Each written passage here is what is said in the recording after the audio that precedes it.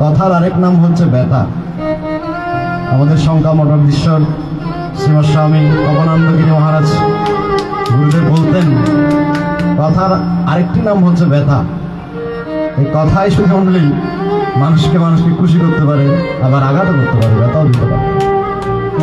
তাই শুধু মন্ডলী এই সুখটা কি, আসলে সুখটা চেনার জন্যই আমরা সুখের পেছনে একটু সুখী হওয়ার আশায় কতই না কষ্ট করি। কৃষক মাঠের মধ্যে ফসল ফলায়, সে সকালেই যায়, বিকেলবেলা আসে। আমার বাবারা দাদারা অনেক চাকরি বাকরি করে সকালে যায়, রাতের বেলা আসে, একটু সুখে লাগে আসে। কিন্তু শুধু মন্ডলীর সুখটা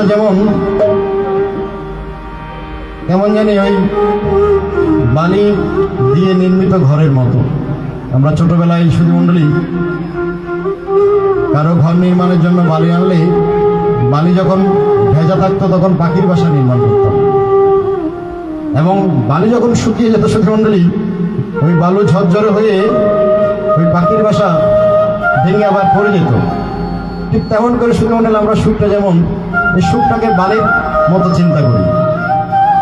বালি দিয়ে যেমন গড়ায় সুখটা, এই সুখ, এই শান্তি, এই আবার দুঃখ কষ্ট সমস্ত কিছু শুধু মন্ডলী মিলেমিশে একাকার। এবং কি আশাই বাঁধি খেলা বেদনার বালু চরে,